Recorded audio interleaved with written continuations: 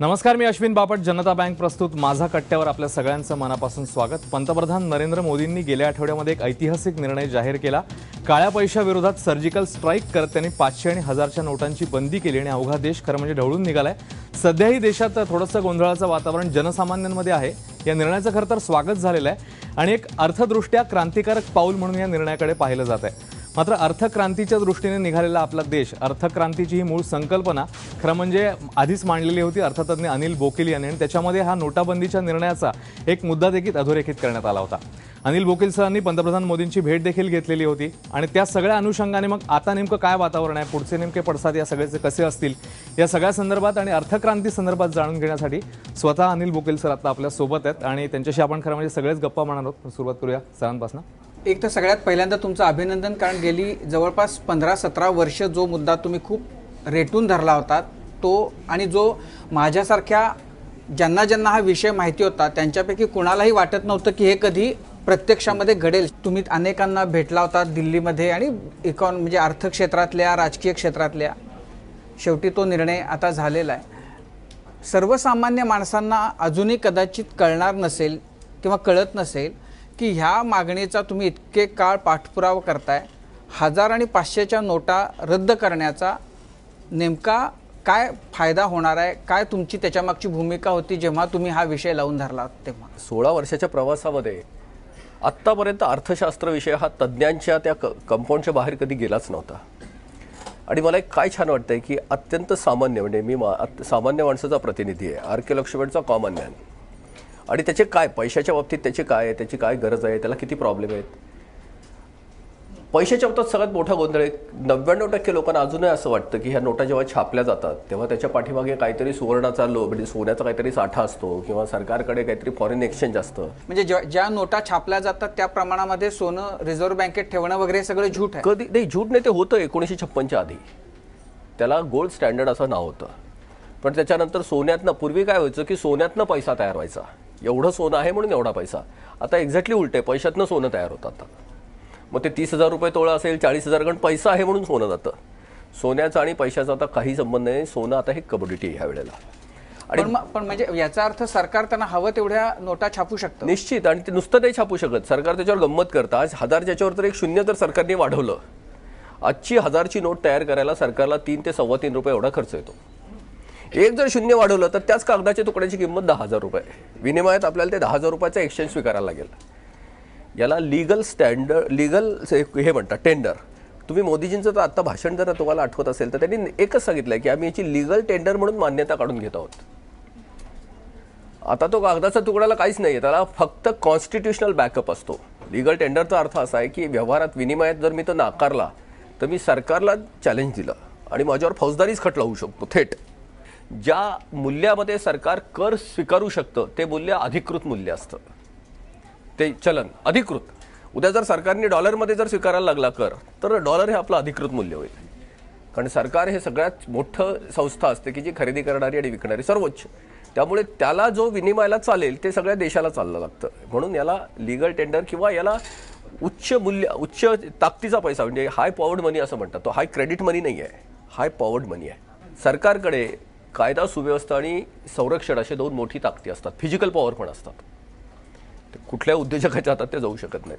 म्हणून सरकार ज्याला म्हणेल की याला आम्ही पैसा भरणार आहोत, आम्हाला याच्यात कर पाहिजे, ते तसंच्या तसं स्वीकारायला. पण म्हणजे सरकार कितीही पैसा छापू शकतं आणि बाजारात आणू शकतं, कितीही छापू शकतं आणि आणू शकतं. आणि ते आणत आहे म्हणूनच ती महागाई वाढते आहे. महागाईची खरं सांगायची इतके सोपे 2 कारण आहेत. एक तर असतं की एक तर मागणी खूप जास्त आहे आणि पुरवठा कमी आहे, तेव्हा महागाई वाढते. ज्याला इंग्लिशमध्ये असं म्हणतात की डिमांड पुल आणि सप्लाय कन्स्ट्रेंट, हे महागाईचं पहिलं कारण.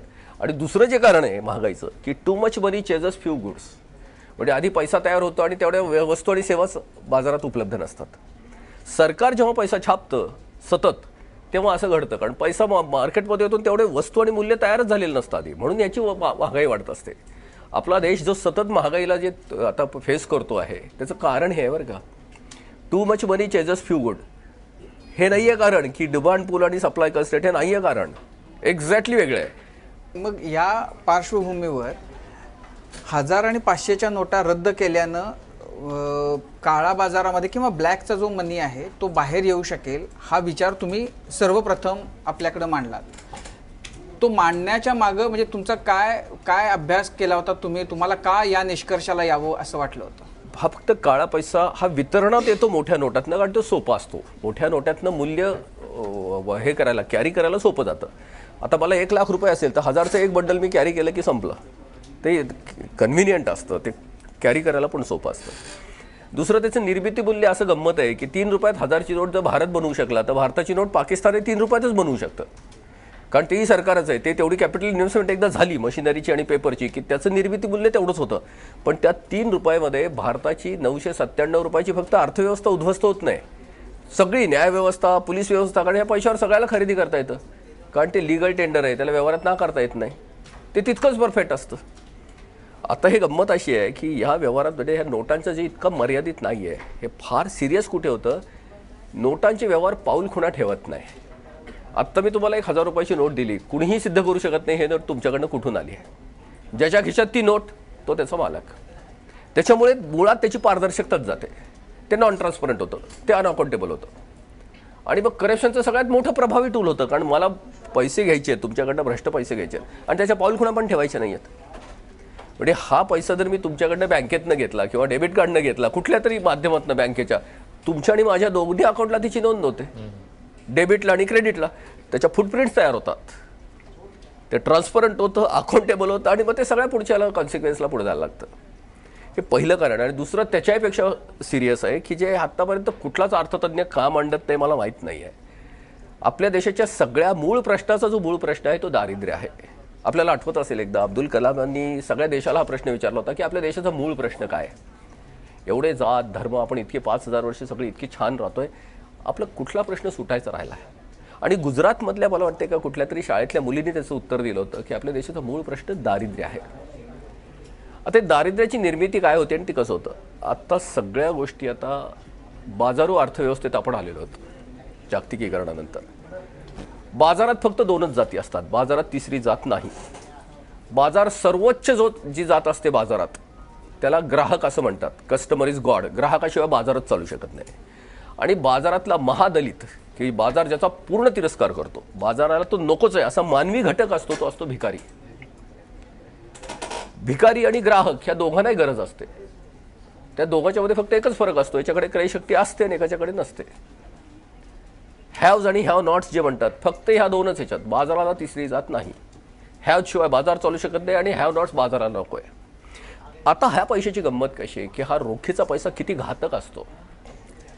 पैशाची जी व्याख्या झालेली आहे, जगाने केलेली आहे की पैसा हे विनिमयाचं माध्यम आहे, ती विनिमयाची वस्तू नाही आहे. आपल्याला सगळ्याला माहिती आहे की it's a medium of exchange, it is not a commodity.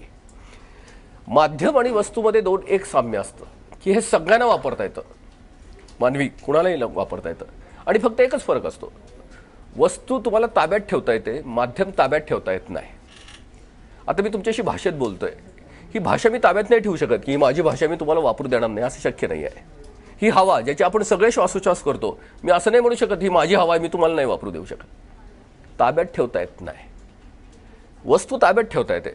माझा चष्मा, माझा शर्ट माझी वस्तू आहे, मी अंगावर मी तुम्हाला देणार नाही आहे. आता मी तुम्हाला विचारतो की माझ्या खिशात आता एक 500 रुपयाची नोट आहे, ती वस्तू आहे का माध्यम आहे? माझ्या खिशात आहे. आता मी वापरत नाही तेव्हा दुसऱ्याला कोणाला वापरायला येते का ती नोट? मग ते काय झालं?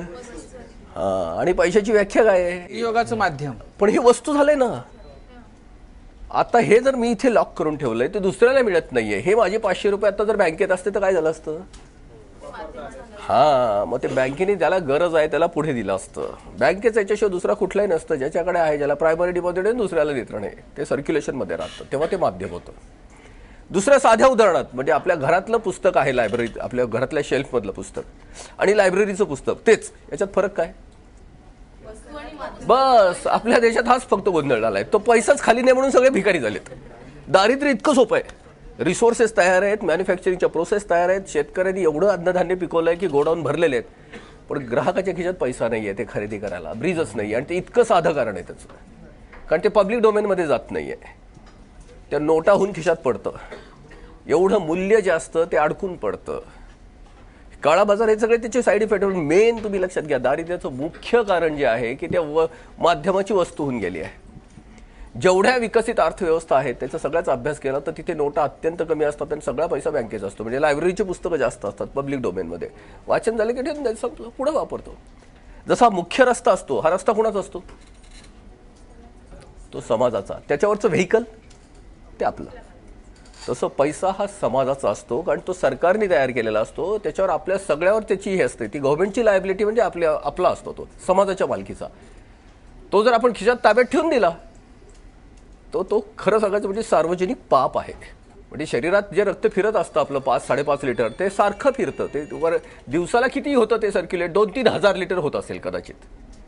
पण तुम्ही लक्षात घ्या की समजा त्या रक्ताच्या याच्यामध्ये गाठी झाल्या वाहनाच्या मध्ये वाहताना, तर काय होईल? जिथे पुढे जाणार नाही ते सडायला लागेल सगळं, त्याला गँग्रीन होईल कारण रक्ताचं सप्लायच होत नाही आहे. आत्ता तसंच झालंय. ह्या नोटांच्यामुळे इतक्या गाठी झालेल्या आहेत की तो खाली पैसा पोहोचत नाहीये, तो शेतकऱ्यांच्यापर्यंत पोहोचत नाही, तरुणांच्यापर्यंत पोहोचत नाही आणि पैशाशिवाय तर जगता येत नाही कारण सगळ्या गोष्टी आता मॉनिटाईज झाल्यात, पैशावर आल्यात. आणि शेतकऱ्यांच्या आत्महत्याचे मूळ कारण आहे की त्याची प्रतिष्ठा डावायला लागते. त्याच्यापर्यंत पैसाच पोहोचत नाही. कष्ट करतोय, उत्पन्न करतोय, पण त्याचं पैशात कन्व्हर्शन होत नाही आणि त्याला भिकारी व्हायला नको आहे. कारण तो 1 एकराचा असला, 2 एकराचा असला तरी तो स्वतः स्वाभिमानी माणूस आहे. कारण माणसाची सर्वोच्च जी असते जपण्याची जी गोष्ट आहे ती प्रतिष्ठा आहे, डिग्निटी आहे. 5वी प्रेरणा 4 आहेतच, भय, भूक, निद्रा, मैथून. 5वी मानवी प्रेरणा आहे ती प्रतिष्ठेची आहे. आपण सगळ्याला फक्त घाबरतो की माझी अप्रतिष्ठा होईल का. आणि खरं सांगायचं म्हणजे शेतकऱ्यांचं खरं हे कारण आहे, त्याची डिग्निटी राहत नाही आहे कारण त्याच्यापर्यंत पैसा पोचत नाही. शेतकऱ्याला फक्त एकच भाषा कळलेली आहे, कष्टाची भाषा. त्यांनी जास्त कष्ट केले तर उत्पन्न जास्त निघतं, उत्पादन. भाव कोसळतात, मरतो शेतकरी. तर त्यांनी कमी कष्ट केले तर उत्पादनच निघत नाही, विकायला काही नसतं म्हणून मरतो परत शेतकरीच. त्याला फक्त बिचाऱ्याला ह्या नव्या पैशाची भाषा कळलेली नाहीये. आणि सगळ्यात घातक असं आहे की हा पैसा, आता आपण इतके सगळे शिकलेलो, आपल्याला अजूनही वाटतं की सोन्याच्या किंवा त्याच्या मागे काय असेल, हे फक्त अंडरस्टँडिंग आहे. आता तुम्हाला उदाहरणासाठी सांगतो, आता भारताचा गहू अमेरिकेत चालतो की नाही, भारताचे सोनं चालतं की नाही, कपडा चालतो की नाही, भारताची तरुण मुलं अमेरिकेला चालतात की नाही नोकरी करण्यासाठी, भारताची नोट अमेरिकेत चालते का? का? कारण तिथली घटना त्याला मान्यता देत नाही. बस फक्त हे घटनेने बनवलेलं विनिमयाचं साधन आहे.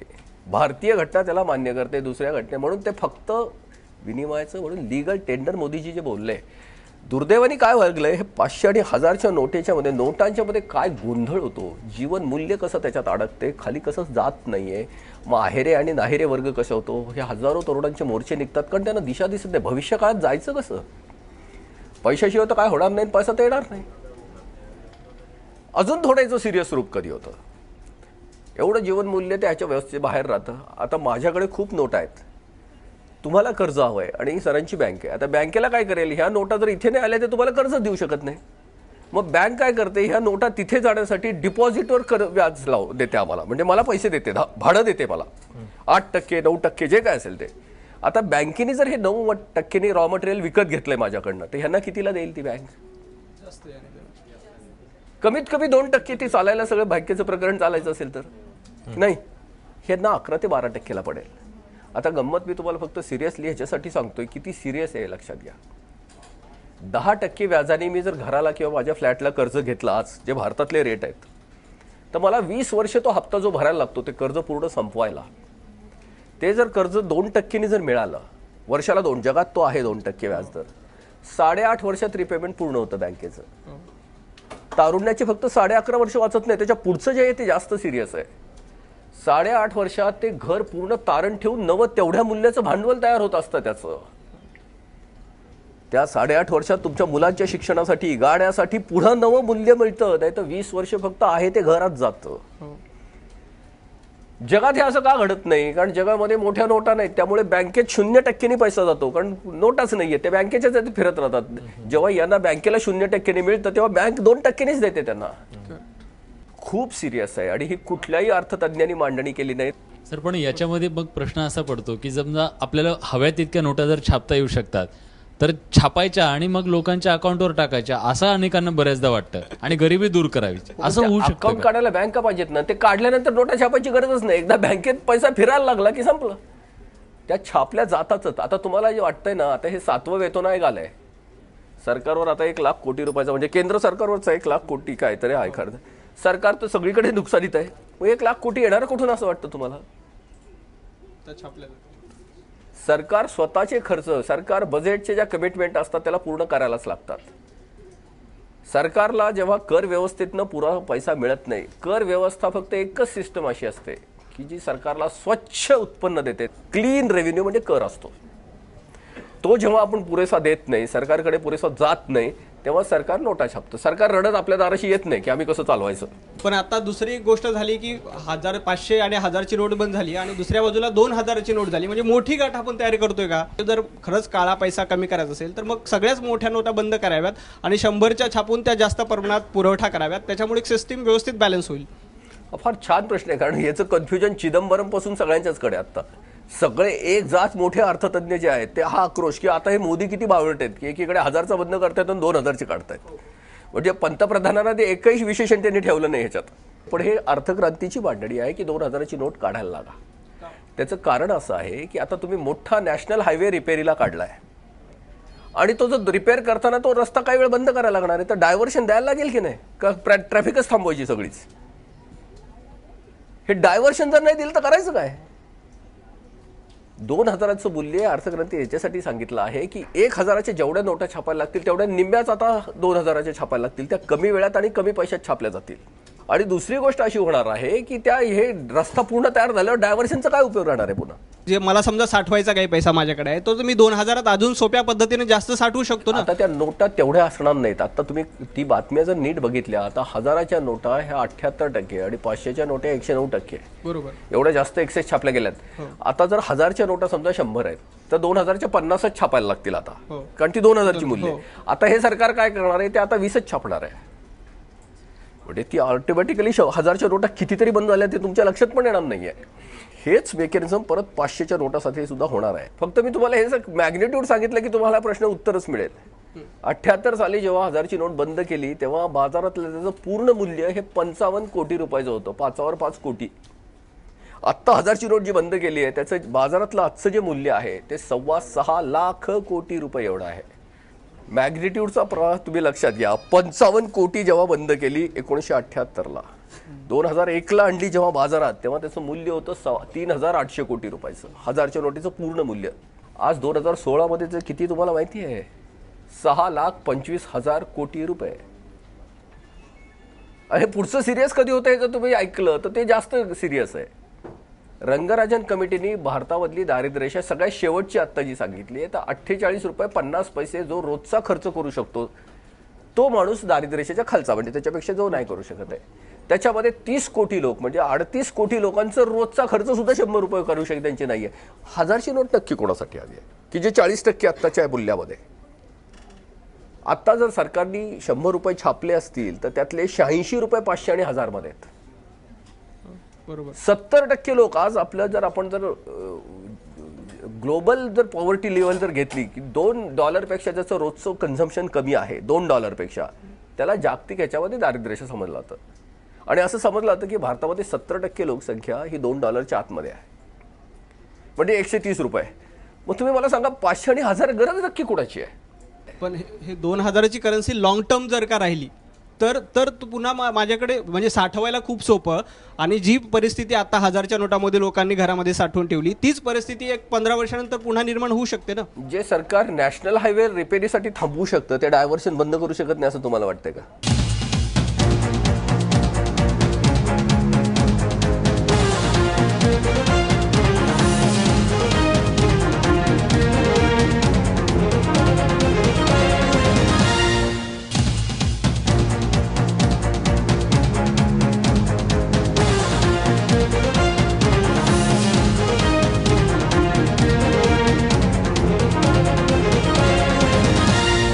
सर, शेतीतनं मिळणारं जे उत्पन्न आहे ते अजूनही करपात्र नाही आहे, तर त्याचा गैरफायदा घेणारे पण भरपूर लोक आहेत. ते पॉलिटिकल शेतकरी आहेत असं म्हणतात. तर त्याला कुठंतरी लगाम घालता येईल अशा पद्धतीची काही आपल्याकडं या अर्थक्रांतीमध्ये काही आहेत का उपाय? हा फार छान प्रश्न सारखा विचारला जातो. शेतकरी कर देत नाही हा जो पूर्ण एक सरसकट गैरसमज आहे. शेतकरी फक्त प्रत्यक्ष कर देत नाही, आयकर, कारण त्याला आयच नाही. उत्पन्न देत तो देईल कसला उत्पन्न कर, पण खर्चावरचे सगळे कर त्याला द्यायला लागतात. शेतकऱ्याला पेट्रोल त्याच भावाने मिळतं 80 रुपये, त्याला डिझेल त्याच भावाने मिळतं, त्यांनी मोबाईल वापरले की 15 रुपये त्याला ते 15% सर्व्हिस टॅक्स द्यायला लागतो. भारतात गंमत अशी आहे की प्रत्यक्ष कर हे 33% आहेत आणि अप्रत्यक्ष कर 67% आहेत. शेतकरी तो 67% भरतोय, ज्याला उत्पन्नच नाही आहे त्याला खर्चावर कर्ज आहे, हे कर लागतो. आणि खरं सांगू शेतकऱ्यांची आत्महत्या किंवा त्याची क्रयशक्ती कमी होण्याचं हे पण एक कारण आहे. अर्थक्रांतीनंतर ते सगळंच संपणार आहे, कारण अर्थक्रांती ना खर्चावर कर लावतीये ना उत्पन्नावर लावतीये, ते चलनावर लावतीये. चलन आलं तरच कर लागणार आहे, कर कापूनच त्याला पैसा मिळणार आहे. आज काय झालंय की 10% शेतकरी अत्यंत श्रीमंत आहेत आणि हे बाकीचे सगळ्या लोकांनी जमिनी घेतल्यात फक्त त्यांच्या काळा पैसा दमवण्यासाठी की शेतीचं उत्पन्न दाखवण्यासाठी. त्याच्यामुळे अर्थक्रांतीमध्ये सगळ्यात जास्त होऊ शकतो फायदा तो शेतीला.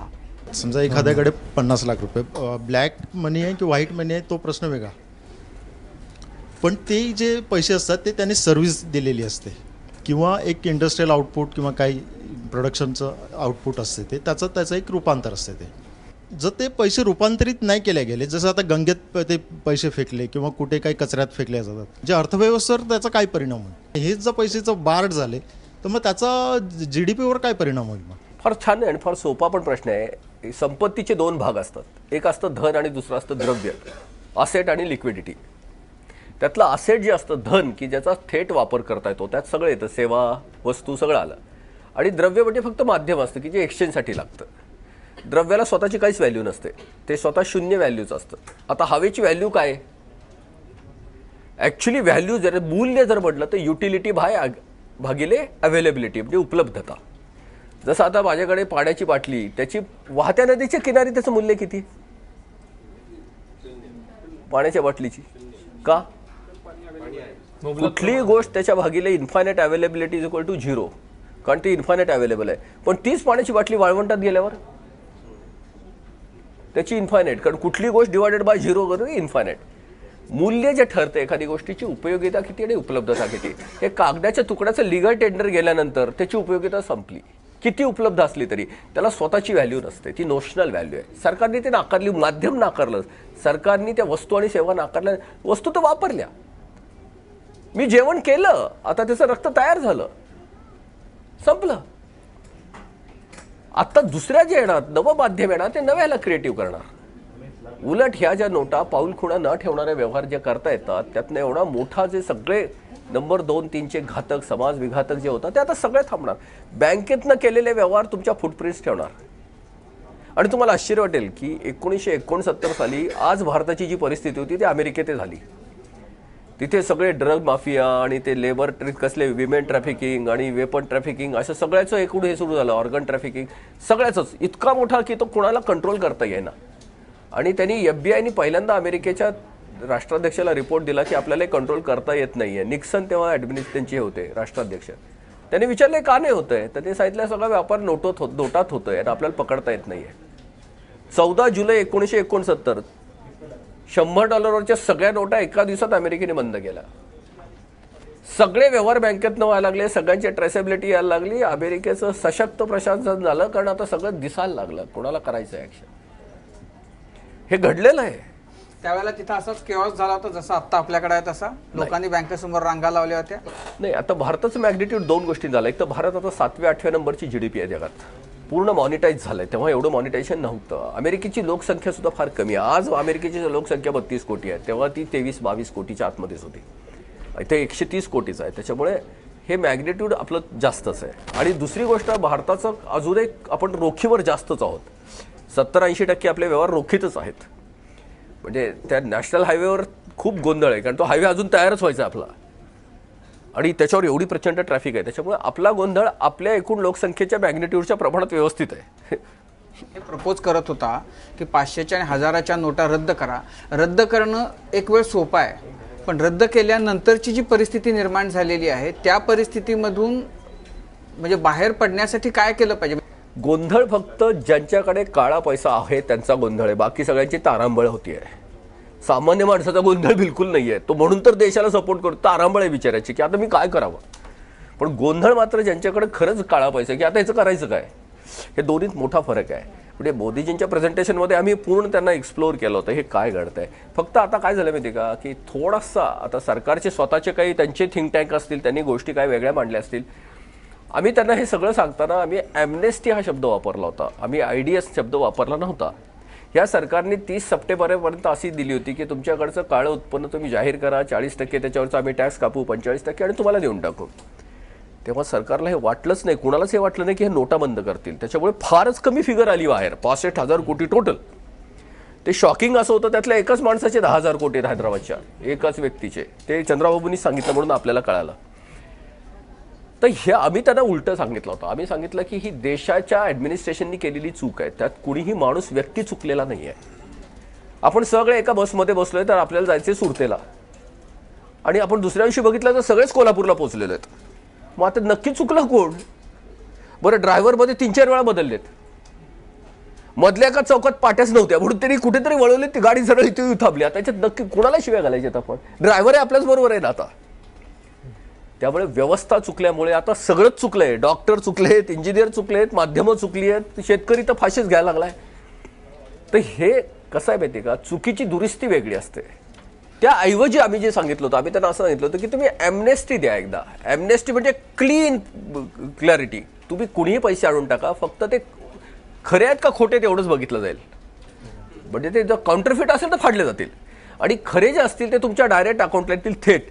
पण त्याच्यामध्ये आम्ही अशी त्याला मर्यादा दिली होती की एखाद्याच्याकडे समजा 5 कोटीपर्यंत आहेत तर त्याला तुम्ही 10% टॅक्स लावा आणि 2 वर्षांनी त्याला काढता येईल. 2 वर्षाच्या गव्हर्नमेंटच्या बॉन्डमध्ये ठेवा. ज्याच्याकडे 100 कोटी रुपये आहेत त्याला तुम्ही आणखी 20% त्यावर टॅक्स कट करा आणि त्याला 15 वर्षाच्या बॉन्डमध्ये टाका. म्हणजे त्याला ताबडतोब वापरता येणार नाहीत. ज्याच्याकडे जास्त आहेत त्याच्यापेक्षा त्यांना 30 वर्षाच्या बॉन्डमध्ये पैसा लॉक करा, तो सरकारकडे येईल, रस्ते वापरले जातील. आणि सगळ्यात महत्त्वाचं म्हणजे सरकारच्या लिगल टेंडरची सँटिटी राहील की ही नोट आपण छापली आहे, ती सरकारने त्याला किंमत दिली शेवटपर्यंत. आता कागदाचे तुकडे झाले हो, हे भारतीय म्हणून मला सुद्धा वाईट वाटतंय. ते खरंच कागदाचे तुकडेच आहेत कारण ते लिगल टेंडर आहे. पण त्याला आपण जी प्रतिष्ठापना, जसं गणपतीला आपण 10 दिवसांनी पूजा करतो आणि शेवटी गटारात पडल्यावर जो त्रास होतो तो हाच होतो. नाहीतरी ते शाडूचीच माती आहे ना.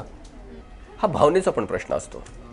म्हणून आम्ही त्यांना सांगितलं होतं की व्यवस्था चुकली आहे. कुठल्या व्यक्तीने उद्योजकाचा सगळ्यात मोठं जे कॅरेक्टर असतं तो संधीचा फायदा घेणार. जे हे सगळे ब्लॅक ते चांगले उद्योजक आहेत, हे 100% खरं आहे. ते संधी निर्माण करतात, संधी पकडतात. आता व्यवस्थेने संधी त्यांना दिली आहे, मग करेक्शन व्यवस्थेच व्हायला पाहिजे. म्हणजे ॲक्सिडेंट झाला एकदा समजा तर ड्रायव्हर चुकला का त्या गाडीचं ब्रेकच लागलं नाही का त्या गाडीचा स्टेअरिंग रॉड तुटला, हे 2 गोष्टी वेगळ्या आहेत की नाही? का काय झालं की आधी त्या ड्रायव्हरला ठोकायचा? आपण हेही बघायला पाहिजे, अरे ते गाडीचं ब्रेक गेलं होतं, ते ब्रेकच दुरुस्त करायला लागेल ना. आपण आपलं काय करतोय, दर 5 वर्षांनी ड्रायव्हर बदलतोय, गाडी तीच बिन ब्रेकची.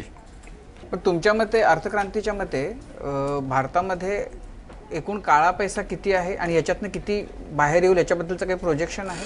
हेच फार गंमत आहे. भारतात किती काळा पैसा हे कोणालाही एस्टिमेट करता येत नाहीये. प्रणब मुखर्जी जेव्हा अर्थमंत्री होते त्यांनी व्हाईट पेपर पार्लमेंटमध्ये दिले, त्यांना ती साईजच सांगता येत नाहीये किती काळा पैसा आहे, किती छापला जातोय, किती. म्हणून तर हे ऑपरेशन क्लीन स्वीप हे एवढं एकच उत्तर होतं, कारण त्याचं जजमेंटच नाही. जसं आता कॅन्सर खूप स्प्रेड झाला की किमोथेरपी द्यायची, जे जे काय असेल ते, जे काय भलं असेल तेही राहिलं, जे काही चांगल्याही पेशी मरतील. पण लक्षात घ्या, किमोथेरपी ही वाईट पेशी मारण्यासाठी नसते, चांगल्या पेशी वाचवण्यासाठी असते. हे अत्यंत गरजेचं. आज जर ते जास्त ऑपरेशन झालं तर उद्या जे काय झालं असतं त्याला पोस्टमॉर्टम म्हणायला लागलं असतं. 500 आणि 1000च्या नोटांचं प्रमाण हे 86% होतं. हे इथपर्यंत वाढेपर्यंत का ते कंट्रोल झालं नाही? किती आयडली असायला पाहिजे, कसं काय वाढलं एवढं प्रमाण? कसं गंमत आहे तुम्हाला सांगतो की सोशल सायन्सेस आणि मटेरियल सायन्समध्ये हा फरक आहे. सोशल सायन्समध्ये ह्युमन बिहेवियरची इंटरप्रिटेशन करता येतात, मटेरियलचं तसं नसतं. मटेरियल पक्क बिहेव करतं. त्यामुळे हे अँटिसिपेशन, तिथले तज्ज्ञ मंडळी, आम्हाला असं वाटलं भारताची एवढे लोक अशिक्षित आहेत, त्यांना कोण चॅलेंज द्यायचं? भारतात बँकिंग नाही आहे. आता कोणी सांगायचं? मोदीजींना हे मात्र तेव्हा पटकन पटलं होतं की आपल्याकडे बँकिंग नाही आहे. मला त्या आमच्या बैठकीतच म्हणाले की आपण आधी बँकिंग वाढवूया, आणि जनधनची तेव्हाच त्यांच्या डोक्यात त्यांनी सांगितलं होतं. पण त्याची दुसरी नॉवेल आयडिया म्हणजे पोस्टाला लिंक करणं बँकिंगसाठी, स्मॉल बँकिंग. त्याच्यामुळं आज असं कोणी म्हणू शकत नाही की आता आमचं बँकिंग नाही त्याच्यामुळे आमचं कसं होणार. आज ती परिस्थिती नाही आहे. त्याच्यानंतर ताबडतोब त्यांनी ते इंटरनेट आणि ह्याला सशक्त करायचं आणि मनीकडे जायचं, हे इतक्या छान स्टेप घेतल्यात. एक तर तंत्रज्ञानाने ह्याला खूप मदत केली आहे. आम्ही जेव्हा 16 वर्षापासून मांडतो तेव्हा तंत्रज्ञान एवढं विकसित पण नव्हतं, पण अर्थात अर्थव्यवस्था सुद्धा एवढी मोठी नव्हती. 2000च्या नोटा येतील किंवा 500च्या नोटा येतील, परत 1000च्याही येणार आहेत. ते प्रमाण किती असावं? साधा आयडियली तर कॅशलेसच पाहिजे ना. आता स्वीडन किंवा हे सगळे देश का चालले आहेत? 10 वर्ष आपले पंतप्रधान अर्थतज्ञ होते, त्यांनाही तुम्ही भेटला होता, राहुल गांधींना भेटला होता, तर त्यांचा रिस्पॉन्स त्यावेळेला कसा होता आणि ही स्टेप घ्यायला मोदींना म्हणजे गेले 15 वर्षात हे का नाही घडलं असं तुम्हाला वाटतं? राजकारणी लोक हे निर्णय घेऊ शकतात, फक्त त्यांना तज्ज्ञ लोकांचा सपोर्ट लागतो. कारण एवढं मोठं डिसिजन घेतलं आणि काय फेल्युअर झालं तर कोण जबाबदार? गंमत काय होती, त्या तज्ज्ञ पंतप्रधानांच्याकडे ताकद नव्हती, कारण त्यांच्याकडे क्लिअर मॅन्डेट नव्हतं. मोदींच्याकडे क्लिअर मॅन्डेट आहे, हा फार मोठा फरक आहे. आणि त्यांच्याकडे नव्हतं, कारण आता तुम्ही बघतायत की सगळ्यात जास्त परेशानी या राजकारण्यांचीच व्हायला लागली आहे. सामान्य माणसांनी तर तारांबळ झाली, तो आपलं सहन करतोय की चालताय. आता सगळ्यात आरडाओरडा कोणी सुरू केलाय? कारण त्यांचे इलेक्शन सगळं त्याच्यावरच आहे. आणि ते हे तर 6-7 काय म्हणतात त्या याचं ते कडवळ उभं होतं. म्हणजे त्यांनी लाख ठरवलं असलं तरी त्यांना शक्य नव्हतं, कारण त्यांच्याकडे क्लिअर मॅन्डेट नव्हतं. दुसरं एक निश्चित आहे की मोदी हे अत्यंत थंड रक्ताचे सर्जन आहेत. एकदा ऑपरेशन करायचं म्हणलं की तो हात बिलकुल कापत नाही. मी त्यांचा अनुभव घेतला. त्यांच्या इतका सुंदर लिसनर मला कधीही दिसला नाही. मी इतक्या लोकांना मी प्रेझेंटेशन दिले, एका मोनोटोनमध्ये हा माणूस 90 मिनिट एकही शब्द न म्हणता शांत ऐकत होते, एकही शब्द नाही, आणि कम्प्लीट रिसेप्शन. त्यामुळे त्या माणसाकडे करेज आहे. सर्जनला काय लागतं की ते रक्त निघालंय, तो पेशंट विव्हळतोय, नथिंग डुईंग, मी ऑपरेशन करतोय कारण त्याच्याच भल्यासाठी करतोय. मोदींनी तुमचं 90 मिनिट ऐकलं होतं, राहुल गांधींनी किती मिनिट ऐकलं होतं? नाही, हा काय झालंय की थोडासा सर्कॅस्टिक याच्यात व्हायरल झालंय. राहुल गांधींनी जेव्हा ऐकलं 1-2 मिनिटांमध्ये, त्यामुळे लक्षात आलं की याला खूप पाठीमागे बॅकअप पाहिजे. त्यांना बॅकग्राऊंड नव्हतं. त्यांनी आम्हाला ताबडतोब त्यांच्या थिंक टँककडे पाठवला. ती व्यक्तीचा संबंध नाही बरं का याच्यात. म्हणजे त्यांच्या पद्धतीने त्यांनी योग्यच ते हे केलं होतं. फक्त मोदीजींच्यामध्ये एक मोठा गंमत आम्हाला काय दिसले तुम्हाला सांगतो, की तो माणूस उद्योजक आहे, लघुउद्योजक असल्याने, चहा विकला असल्यामुळे त्यांनी संपत्तीची निर्मिती त्यांना माहिती आहे कशी होती. आत्ता आपल्यापर्यंत आपल्याकडे आलेले जे आत्ता आपले पंतप्रधान असतील, नंतर काय वित्तमंत्री, हे सगळे लॉ ग्रॅज्युएट्स आहेत, चार्टर्ड अकाउंटंट्स आहेत आणि अकॅडमिशियन्स आहेत, की त्यांचा संपत्ती निर्माणाशी शून्य संबंध आहे, संपत्तीच्या व्यवस्थापनाशी त्यांचा संबंध आहे. त्यामुळे आता हा सगळा जागतिक ह्याचा डिजिटल मनी आणि डिजिटल, आता आपण सगळे त्याच्याशिवाय राहूच शकत नाहीत. त्यामुळे सिंगल करन्सी हेच येणारं भविष्य आहे. त्याच्यामुळे कॅशलेस हेच येणारं भविष्य. येणाऱ्या 10 वर्षानंतर 15 वर्षात तर त्या तंत्रज्ञानाच्या आणि याच्या सगळ्या गतीवर अवलंबून आहे. पण भविष्यकाळ हा डिजिटल मनी असणार आहे, करन्सी नाही. ऑलरेडी सगळा युरोप तिकडे चाललेला आहे. आणि हा जग आत्ता का तिकडे चालला आहे? कारण दहशतवाद आता हा जगाचा एक प्रश्न झाला आहे. आज आपण सगळे भारतीय आता सिटिझनपेक्षा ग्लोबिझन झालो आहेत. कारण आंतरराष्ट्रीय दहशतवाद आणि हवामानातला बदल हे आता आपल्या घरात आलेले आहेत. खूप वर्षांपासून ऐकत आलोय की स्विस बँकेतला काळा पैसा आहे. मग आता तो बाहेर काढायचा तर कुठलं पाऊल उचलावं लागेल मोदींना? स्विस बँकेमध्ये किंवा असा झालेला पैसा हा फक्त तिथल्या हवालातनं तिथे गेलेला असतो. आणि आता तो तसा बाहेर येत नाही. कारण बँकेत पैसा आला की बँकेने दुसऱ्याला कर्ज दिलेलंच असतं. तो बँकेमध्ये काय लॉकरमध्ये पैसा आपल्याकडे ठेवतात तसं तिथे ती भानगड नसते. त्याच्यामुळे तिथल्या व्यवहारात तो पैसा आलेला आहे. आता तो पैसा परत इथे कसा येईल? तर भारताची अर्थव्यवस्था जितकी मोठी होईल की गुंतवणूक म्हणून तो इथे येईल. पण जो रिअल इस्टेटमध्ये मोठ्या प्रमाणात काळा पैसा गुंतवला गेल्याचं सांगितलं जात आहे, कॅश प्रमाण तिथे खूप जास्त आहे, तर तो बाहेर काढण्याकरता काही उपाययोजना आहेत का किंवा कशा पद्धतीने? काहीच नाही झालेलं. त्या जागेची किंमत ही नोटा गेली की ऑटोमॅटिकली खाली येईल. सगळीच महागाई खाली येईल. समजा माझा फ्लॅट आज 1 कोटी रुपयाचा आहे, उद्या त्याची किंमत 30 लाख रुपये होईल. पण 30 लाखाबरोबर माझे सगळं जीवनाचं स्तरच खाली येईल. पेट्रोल 28 रुपये येईल. तुम्ही एक लक्षात घ्या, अर्थव्यवस्था जेव्हा येते ती समांतर पूर्ण प्लेनच खाली जातो. असं होत नसतं की एक खाली राहिलं म्हणजे 1 कोटी मिळतील आणि मला पेट्रोल परत 30 रुपयाने मिळेल, असं होत नाही. तेव्हा हे तेही खाली जातं, हेही खाली जात असतं. सर, पैशाचे व्यवहार, आर्थिक व्यवहार हे सगळे रिझर्व्ह बँकेच्या अंडर येतात. इवन नोटांवर सही पण गव्हर्नरची असते.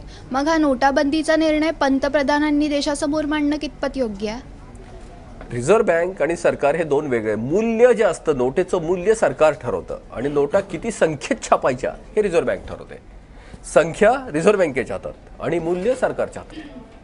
त्याच्यामुळे मूल्य ठरवायचा अधिकार संसदेचा असतो. संसदेत ते सांगायला पण लागतं किंवा त्या नंतर हे सांगितलं पण त्याला बिल द्यायला लागतं. डिमॉनिटाईज करताना बिल दिलेलं असतं आणि आधी हे बिल तयार झालेलं आहे म्हणूनच हे मोदींना करता आलं. कारण 78 साली आपण डिमॉनिटाईज केलेलं आहे. ते बिल आज सुद्धा जिवंत आहे. त्याचाच आधारावर हे डिमॉनिटाईज केलेलं आहे. आता तुम्ही सुप्रीम कोर्टात कॅव्हेट जे टाकलंय सरकारने, की एकाने त्याच्याचसाठी टाकलं की हे संसदेला न सांगता कसं करू शकताय. ऑलरेडी एकदा घडलेलं आहे ते बिल आता जिवंत आहे म्हणूनच सरकार हे करू शकलं. की नोटा सरकारने मागं घेतलेल्या आहेत, पण कर प्रणालीमध्ये मात्र कुठलाही बदल नाही केलेला. GST आहे, पण GST याच्यासाठी पर्याय होऊ शकत नाही. तर कर प्रणालीबाबत काय सांगाल की हे, कारण एकमेकांना हे पूरक आहे, दोन्ही गोष्टी एकाच वेळी व्हायला हव्यात. थोडंसं मी पैशाच्या बाबतीत क्लिअर करतो. काळा पैसा वेगळा आणि गुन्हेगारी पैसा वेगळा. म्हणजे मी जर एखाद्याचा खून केला आणि त्यातनं पैसे घेतले असले, पण ते बँकेतनं घेतले तरी तो गुन्हेगारी पैसा झाला. काळा पैसा म्हणजे फक्त टॅक्स चुकवलेलाच पैसा. आता ड्रग्जमधनं मी पैसा मिळवला, याच्यातनं मिळवला, तो गुन्हेगारी पैसा. त्यासाठी कायदे आहेत आणि त्याच्या शिक्षा पण आहेत.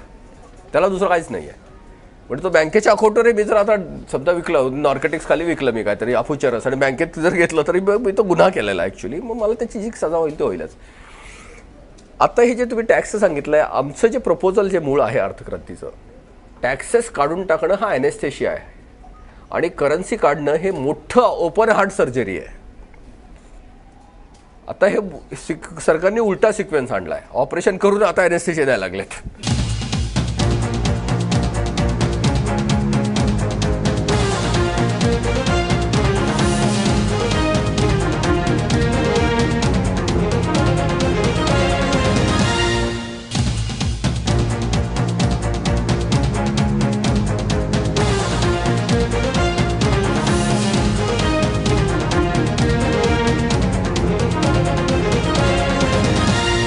मोदींनी बरोबर 8 वाजता सगळ्या बँका बंद होऊ दिल्या आणि हा निर्णय घेतला.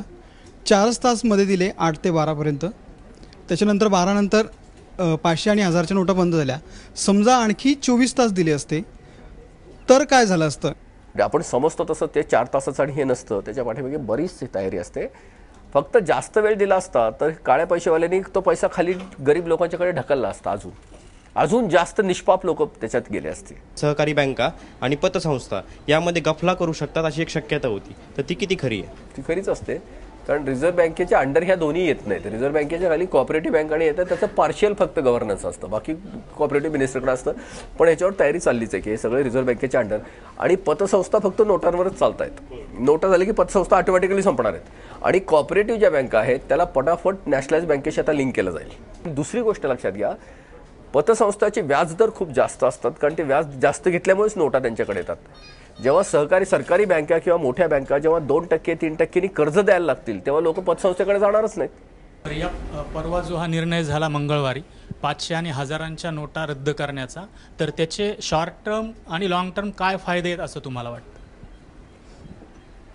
फायद्यापेक्षा कसं आहे माहिती का, मोठा आजार निघून गेल्यानंतर फायदा काय असणार आहे सांगा? कॅन्सरमध्ये माणूस त्याचा कॅन्सर क्युअर झाला, मग याचा फायदा काय असणार आहे मला सांगा?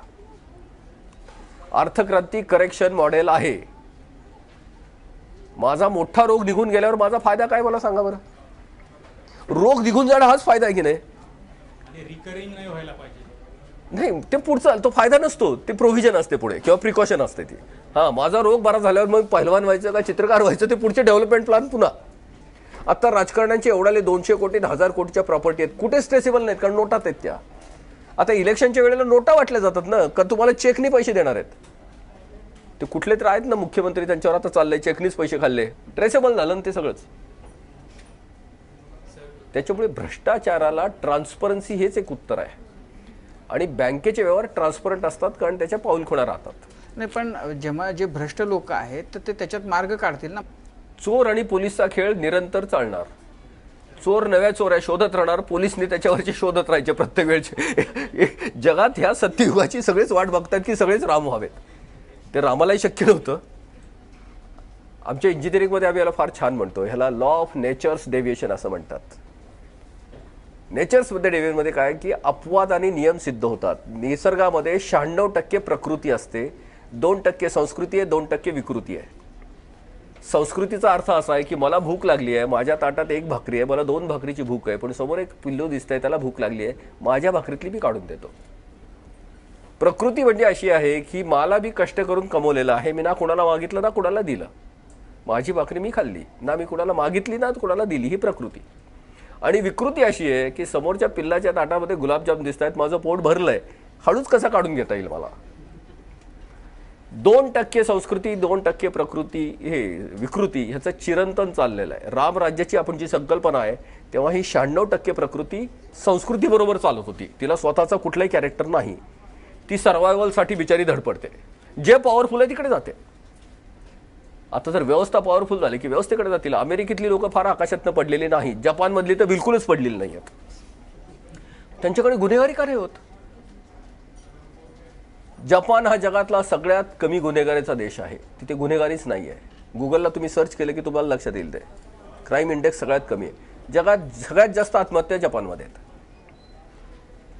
कारण हत्या करायचे नाही त्याचा स्ट्रेस त्यांना इतका जास्त होतो की आत्महत्याच करून मोकळे होतात. भारताचा माणूस रस्त्यावर शिव्या घालतो, भांडणं करतो, पैसे देतो, अरे घे यार, आणि परत चहा प्यायला दोघंही मोकळे. काय असतं तर तिथल्या तिथल्या देशाचा स्वभाव असतो. पण मी तुम्हाला उदाहरण याच्यासाठी सांगतो कारण भारतीय मन कसं आहे आणि तुम्ही मुंबईतली लोक आहात, तुम्ही तो अनुभव घेतलेला आहे. 26 जुलै 2005 मध्ये प्रचंड मुंबईत पाऊस झाला होता. ढगफुटीच झाली होती. काय तर 900-950 mm पाऊस पडला होता. 3 दिवस मुंबई पाण्याखालीच होती, जसं चेन्नई गेल्या वर्षी होती. तुम्हाला आश्चर्य वाटेल कारण तुम्हाला माहिती आहे, पण तुम्हाला मुंबईतलंच असल्यामुळे कदाचित ते माहितीही नसेल. एकही पोलीस केस झालेली नाहीये तेव्हा मुंबईत 3 दिवस. FIR नाहीत बरं का, म्हणजे अंडर एक्स्ट्रा ऑर्डिनरी कुठलाही FIR नाही आहे. इतक्या लोकांना आश्चर्य वाटायला लागलं की तरुण मुलं स्वतः पाण्यामध्ये आणि सिनियर लोकांना खायला घालायला लागली आहेत. एकाही याची स्त्रीची कुठल्या पद्धतीने काही कुठे अब्यूज नाही, कुठे काही नाही. लोक स्वतः, जात नाही, धर्म नाही, काही नाही. मुंबई हा मिनी इंडिया आहे. इथे देशातल्या सगळे जाती पाती धर्म सगळे इथे आहेत, प्रदेश, सगळ्या भाषा आहेत. आश्चर्य वाटण्यासारखं होतं हे. एकही FIR नाही. लोक अशी कशी वागली याचे जगातले सगळे सोशल सायंटिस्ट विचार करत होते. त्यातक्यात दुसरी घटना घडली. 1 महिना आणि 5 दिवसांनी कॅथरीना नावाचं वादळ आला न्यू ऑर्लिन्सला. तुम्हाला आठवत असेल, ते कॅथरीना नाव असल्यामुळे ते आठवत असेल. आणि 3 दिवस ते पाण्याखाली राहिलं. 2005च्याच दोन्ही घटना आहेत. इतका अमेरिकेमध्ये गोंधळ झाला की त्याची सगळी इव्हॅल्युएशन करण्यासाठी बराक ओबामा 2015ला परत गेले की आतून तरी हे सेटल झालंय की नाही. याच्यात तर जगाने काय इन्फ्लुएन्स काढलाय आम्हाला माहित नाहीये, पण अर्थक्रांतीने काढलेला इन्फ्लुएन्स तुम्हाला सांगतोय. भारताच्या व्यवस्था इतक्या भ्रष्ट आहेत की त्या जर काही कारणाने बाजूला झाल्या तर भारताची मूळ वृत्ती वर येते, दैवी वृत्ती जी आहे ती. आणि अमेरिकेच्या व्यवस्था इतक्या चांगल्या आहेत की त्या जर काही कारणाने बाजूला आल्या तर तिथल्या मूळ दानवी वृत्तीवर येतात. असं आमचं ऑब्झर्वेशन आहे. भारताला वृत्तीवर काम करायची गरज नाहीये तर व्यवस्थेवर काम करायची आहे. आणि अमेरिकेला व्यवस्थेवर काम करायची गरज नाही तर त्यांना वृत्तीवर काम करायची आहे. त्यांचं धर्मशास्त्र बिघडलंय, आपलं अर्थशास्त्र बिघडलंय. पण गोंधळ काय लागलाय, आपण दोघांचे पोट दुखायला लागली आहेत म्हणून आपण तेच औषध द्यायला लागलो. त्यांचं जास्त खाण्याने दुखायला लागलं, आपलं कमी खाण्याने दुखायला लागलंय. पण औषध मात्र अमेरिकेचंच घ्यायचं आपल्याला. सर, साधारणतः एक 9 वर्षापूर्वी ज्यावेळेस माझा चॅनल नवीन सुरू झालं, त्याच्या पहिल्या स्वातंत्र्य दिन आला भारताचा, तर त्यावेळेस तुमची थक्क करणारी अर्थक्रांती बहुतेक माझ्या सगळ्या महाराष्ट्रातल्या मेजॉरिटी व्ह्युअर्सनी पाहिली होती. ते इतक्या लवकर त्या स्वप्नाकडं जाता येईल असं वाटलं नव्हतं कुणालाही. तुम्हाला कदाचित तुम्ही इतकी वर्ष प्रयत्न करता, हे आता जाऊन कुठं पूर्ण होईल असं वाटलं होतं, अंदाज होता. उशीर तर याला झालेलाच आहे. आणि आता त्याचं क्रेडिट तुम्हाला मनमोकळेपणाने फार सरकारी पातळीवर दिलं जाते असं दिसत नाही. तुमचं नाव आलं माध्यमांमध्ये आहे. तुम्हाला एक सांगतो, आम्ही विद्यार्थी सायन्सचा, मी इंजिनिअरिंगचा माणूस असल्यामुळे माझा सायन्सवर पूर्ण विश्वास आहे. मग आम्हाला तेव्हाही माहीत होतं पाणी 100 डिग्रीला उकळतंच, फक्त गॅस बंद होऊ द्यायचा नाही. ते 98 डिग्रीला अजून झालं तरी उकळत नाही म्हणून आम्ही फ्रस्ट्रेट होणार नव्हतो. 100 डिग्री आल्यावर उकळणार हे आम्हाला माहीत होतं. फक्त प्रयत्न. आणि दुसरी गोष्ट की याचा क्रेडिटचा संबंधच नाही आहे. हे मी माझं घर साफ करतोय. उद्या मी माझ्या घरात झाडू मारला तर मी काय फित लावून फिरायचं काय, माझं घर मी क्रेडिट काढला, देश माझा आहे हो, असं काय करताय. नाही, ते बरोबर आहे, पण गॅस तो तुम्ही लायटरनं पेटवला होता एवढं तर सांगायला पाहिजे ना. नाही, काही नाही, तो गॅस आपल्या सगळ्यासाठी होता. पण मला त्याच्यात आनंद काय तुम्हाला सांगतो की ह्याच्यामध्ये आता ह्या स्टार माझाचं मी इथे मोकळ्यापणाने हे करतोय, आभार मानतोय. जेव्हा हे नव्हतंच तेव्हा अशा छोटे पटकन हात मिळाले की तेव्हा परत ऊर्जा आली. आज मी तुम्हाला फक्त याच्यासाठी सांगतोय की आज इतकी लोक आम्हाला बोलवत आहेत कारण ब्रेकिंग न्यूज जगभर झाली आहे. आज मी सगळे सोडून फक्त राजीव सरांचा फोन आल्याबरोबर आलो कारण मला ते 2006चे दिवस आठवले जेव्हा मी कुणीच नव्हतं. ते तेव्हा त्यांनी पेरलेलं आहे. हे आम्ही दिलेलं आज फक्त ते फळ आहे, आम्ही इथे येणं हे आमचं क्रेडिट नाही, त्यांचंच क्रेडिट आहे. पेरलंच नसतं तर आम्ही तिथे कशाला आलो असतो. मनपूर्वक धन्यवाद. कारण याच्यामध्ये असे किती हो, म्हणजे यांचे तर इतके पाठीमागचे इतके सबळ हात आहेत की ते इतपत यायला ह्यांची मदत झाली आहे. पण कुणाकुणाचे मानायचे आभार तरी कसे मानायचे. पण शेवटी आम्ही एकच सांगतो की तुम्ही न सांगता झाडू मारतच होता, आम्ही आमच्यासाठी आपल्याच घरासाठी मारतोय आपण. अशा असंख्य लोकांना मोदी सरकार क्रेडिट देते, तर तुम्हाला पण त्यांनी क्रेडिट द्यावं अशी आमची तरी इच्छा आहे. पण तुम्हाला एक खरं सांगू ना की हा त्यांनी जर पूर्ण प्रस्ताव स्वीकारला तर याच्यापेक्षा जास्त क्रेडिट काय हवं अजून. सरकारने स्वीकारल्यानंतर की जे काम आमच्यानी कधीच शक्य नव्हतं सरकारने केलं, अजून काय लागतं. शेवटी रोग बरा झाला तर आपल्या देशाचा बरा होतो. त्याला क्रेडिट कसलं, कुठल्या इंजेक्शन कुणी दिलं याला किंमत नाही. ते इंजेक्शन गेलं आणि रोग बरा झाला. सर, आम्हाला अर्थक्रांतीच्या कर प्रस्तावाविषयी माहिती सांगा थोडक्यात. अर्थक्रांतीचे 5 प्रस्ताव जे आहेत त्याच्यामध्ये पहिला प्रस्ताव आहे की सध्याची कर प्रणाली पूर्णतः काढून टाका. स्थानिक सरकारचा कर नाही, राज्य सरकारचा नाही, केंद्र सरकारचा नाही. त्याच्यामध्ये मुद्रांक शुल्क म्हणजे स्टॅम्प ड्युटी सुद्धा नाहीत. फक्त आयात कर सोडून सगळे कर काढायचे. आयात कर का ठेवायचा? कारण आयात कर जो असतो तो आंतरराष्ट्रीय व्यापाराचं नियमन करण्यासाठी असतो, तो उत्पन्नासाठी नाही आहे. उद्या चीनने जर स्वस्त गहू किंवा स्वस्त त्यांच्या वस्तू भारतात टाकायला सुरुवात केली तर भारताचा शेतकरी किंवा इथला उत्पादक मरेल. अँटी डम्पिंग ड्युटी ज्याला म्हणतात की आयात कर चीनच्या वाढवले की मग त्यांचं मूल्य वाढल्यामुळे ते इनकॉम्पिटेटिव्ह होतील आणि आपल्याला संरक्षण मिळेल. म्हणून आयात कर सोडून सगळे कर काढून टाकायचे, प्रत्यक्ष आणि अप्रत्यक्ष दोन्ही. म्हणजे त्याच्यात आयकर पण नाही आणि कुठलाच कर नाही. मग हे सरकार कसं चालायचं? तर सरकारसाठी फक्त बँकेच्या व्यवहारावर एक कर लावायचा. ते अंदाजासाठी 2% सांगतोय, कारण सरकार टॅक्स किती लावू शकतं, खर्चाप्रमाणे कितीही. एक्सपेंडिचर प्लॅन जितके येतील तितके ते पर्सेंट बदलेल, ते डायनामिकच असतं. आता समजा जर 2% कापलं सरकारने, ते कसं लावायचं? ज्या खात्यावर पैसे येईल त्याला तो टॅक्स लागेल, देणाऱ्याला नाही. सरांनी मला 100 रुपयाचा चेक दिला तर मला 98 रुपये मिळतील, सरांना 100च डेबिट झाले, देणाऱ्याला नाही, घेणाऱ्याला. ती बँक तिथूनच त्यातले 70 पैसे दिल्लीला पाठवेल, 60 पैसे मुंबईला पाठवेल राज्य सरकारला, 35 पैसे 40 पैसे 55 पैसे ते सरकार, ते सगळं ठरवायचं मॉडेल आहे, ते डायनामिक आहे. ते मुंबई कॉर्पोरेशनला जाईल, स्थानिक प्रशासनाला. आणि उरलेला जो थोडा भाग असेल तर हे सगळे व्यवहार चालवण्यासाठी बँकेला कमिशन. म्हणजे याच्यात काम करणाऱ्याला सगळ्याला पैसे मिळाले. Win win win win. आता दुसरा कशावरही रोखीच्या याच्यावर एकही कर नाही. त्याच्यामुळे रोखीने तुम्ही किती व्यवहार करा, कर नाही. पण 50च्या वरच्या नोटा योग्य पद्धतीने काढून टाका. ही पद्धत आत्ताची आम्हाला योग्य का अयोग्याच्यावर आम्ही म्हणत नाहीये. 50च्या वरच्या म्हणजे ज्या 100ची पण आम्ही सांगितले, कारण आपण हळूहळू कॅशलेसकडे जायला हवं. कदाचित 50ची नोट 100ची नोट 8 वर्षांनी निघेल, 9 वर्षांनी निघेल, जशी सोसायटी, पण ती वाढवायची नाही, आपल्याला काढून टाकायची आहे. आणि सगळ्यात शेवटचं जे आहे की एका विशिष्ट मर्यादेच्या पुढच्या व्यवहाराला कायदेशीर संरक्षण देऊ नका. तो बेकायदेशीर नसेल व्यवहार, पण कायदेशीर संरक्षण पण नसेल. 2000च्या आतमध्ये याच्यासाठी एक व्यवहार एक वेळेचा, म्हणजे दिवसात तुम्ही 100 व्यवहार करा 2,000चे चालेल. पण मी एक फ्रीज घेतला 5,000चा, त्याचे 3-4 बिले गेले तर चालणार नाही, कारण ते 2,000चे वर झाले की त्याला संरक्षणच नाही आहे. 1% वाचवण्यासाठी त्याची गॅरंटी वॉरंटी तुम्ही कशाला सोडाल? ते मिळणारच नाही तुम्हाला. म्हणून श्रीमंताचे व्यवहार हे ऑटोमॅटिकली त्यात येतील. बरं, त्याला त्याचा काय परतावा मिळेल की त्याला कर्ज मिळेल. जितके बँकेचे व्यवहार जास्त तितके त्याला कर्ज जास्त, त्यामुळे बँकेचे व्यवहार जास्त करायला धड पडेल. तो जास्त केले की टॅक्स जास्त. आणि एकाच वेळेला तिन्ही ठिकाणी थेट.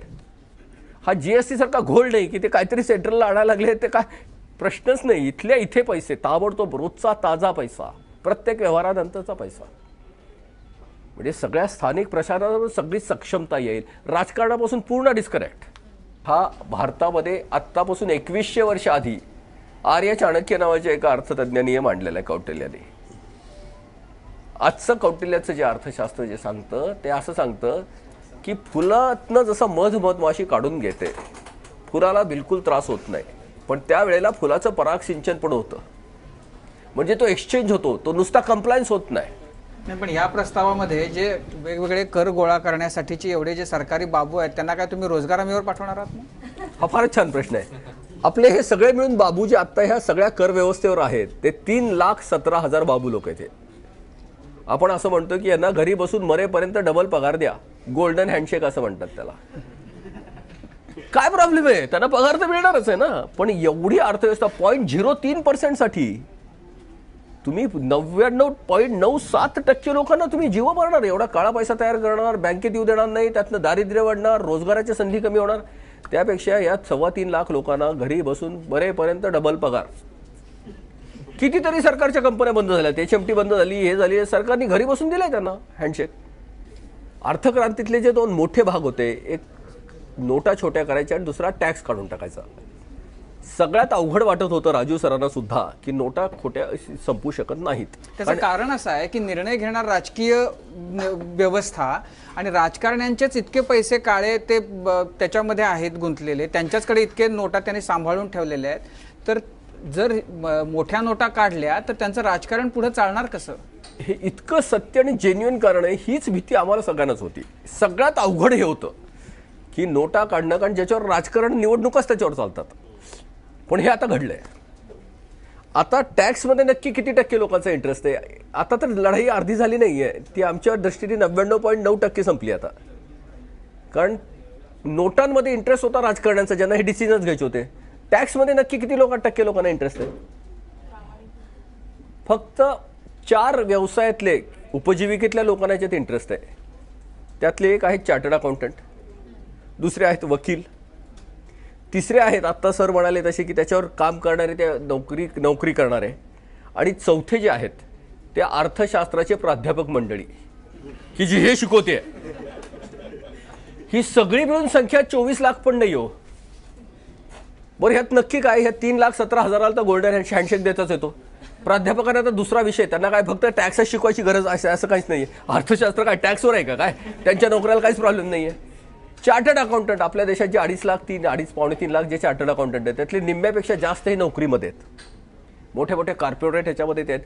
प्रॅक्टिस करणारे 30, 40, 50 हजार, 60 हजार, ते दुसरा काही करतील, ऑडिटमध्ये काम करतील, प्रोजेक्ट्समध्ये काम करतील, त्यांनाही प्रॉब्लेम नाहीये. प्रॉब्लेम नक्की किती लोकांना आहे? मग तुम्ही फक्त ह्या 4 व्यवसायातले लोक सोडून कुणाला विचारलं की तुम्हाला टॅक्स बद्दल नको असला तर बरं आहे असं तुम्ही नाही का म्हणणार? सांगा मला. टॅक्स नसला आणि उद्या तुम्हाला 28 रुपयांनी पेट्रोल मिळायला लागलं, कुणाला नकोय सांगा? आता ते प्राध्यापकांना ते जरा गोंधळ होणार आहे, कारण ते इतकं अवघड काहीतरी सांगत होते की सगळ्यांनाच वाटतं की आपल्याला अर्थशास्त्र कळत नाही. ह्या फक्त 0.05% फार गोंधळ घातला. 99.95% नाही का कॉम्प्लेक्समध्ये टाकलं आणि आपण 75-70 वर्ष लढाई दारिद्र्याची लढतोय. पण आताच्या तुमच्या या सांगण्यामुळे हे 24 लाख लोक जे आहेत ते आता देव पाण्यात घालून बसतील की अर्थक्रांतीचं पुढचं जे आहे ते नको व्हायला. मला वाटतं की मोदींच्या टेन्युअर बद्दल काळजी करतील. त्यांना दुसरा कोणी चालेल, पण ते त्यांचा संपत आहे. पण आता खरं सांगू ना की आता ह्या 24 लाख लोकांच्या पेक्षा उरलेल्या सगळ्यांना अर्थक्रांती कळायला लागली आहे. आणि ह्यांचं नुकसान काहीच नाहीये. आपण एक लक्षात घ्या की अर्थक्रांती असं मानते 130 कोटीमध्ये एकाही व्यक्तीचं जर नुकसान होणार असेल, संवैधानिक नुकसान, तर अर्थक्रांती पूर्ण मागे घेतली जाईल. आणि आम्ही गेले 16 वर्ष मांडणी करतोय. तुम्हाला असं दुसरं कुठलं कॉन्क्रीट प्रपोजल माहिती आहे का? मला सांगा की जे 130 कोटीबद्दल बोलत आहे. अर्थक्रांती हे बोलते. तुम्ही त्याचा अजून खीस पाडा, त्याला भरपूर चॅलेंज द्या, त्याच्यावर भरपूर टीका करा, आपण ते सगळे प्रश्न सोडवत पुढे जाऊ. कारण आपल्याला आपला देश परफेक्ट बनवायचा आहे, जो आधीच आहे. हे 26 जुलैच्या मुंबईच्या पावसाने आपल्याला दाखवलं आहे. फक्त पूरक व्यवस्था जर आपल्याला मिळाल्या तर आपण खूप छान लोक आहेत. आणि हे माध्यमाचा मी हा पहिल्यांदा उपयोग बघतोय की माध्यमाचा खरा अर्थ असतो कुलूप आणि किल्ल्यांचं सांगड घालायची, प्रश्न आणि उत्तरं त्याची. दुर्दैवाने अशी काही माध्यमं सोडली तर सगळीकडे नुसते कुलपाचंच प्रदर्शन चाललंय की किती प्रश्न अवघड आहेत, उत्तराची कुणी मांडणीच नाहीये. मी स्टार माझाला मनातनं धन्यवाद देतो की आमच्यासारख्या एका किल्लीला त्यांनी कुलपाच्याकडे आणलं. नाही तर आमची किल्ली वेगळीच तर कुलूप वेगळंच, काय संमतच नाही त्याचा. मनातनं धन्यवाद. वकीलजी, तुमची लढाई जी किंवा हा जो मोठा एक लढा तुम्ही उभा केला होता,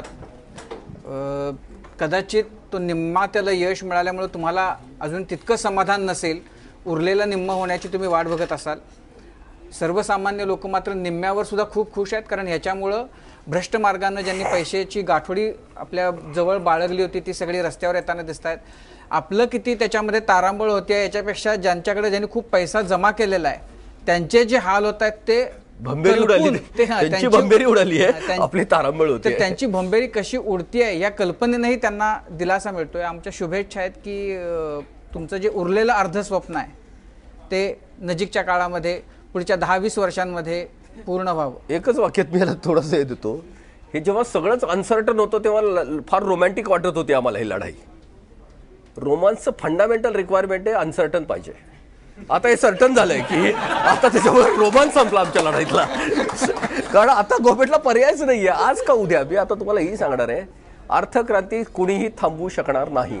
लांबवू शकेल, थांबवू शकणार नाही. आता अशक्य आहे. त्याच्यामुळे आमच्या ह्याच्यातला फक्त लढाईतला रोमांच संपला. आता सगळं सर्टन झालं. खूप खूप धन्यवाद सर, तुम्ही आज इकडे आलात आणि अर्थक्रांती आणि त्या अनुषंगाने सध्याचं वातावरण या सगळ्या संदर्भात अगदी सोप्या शब्दात आम्हाला उकल करून सांगितलीत त्याच्याबद्दल. तेव्हा जनता बँक प्रस्तुत माझा कट्ट्यावर आता इकडेच थांबतोय. ताज्या घडामोडींसाठी पाहत राहा ABP माझा.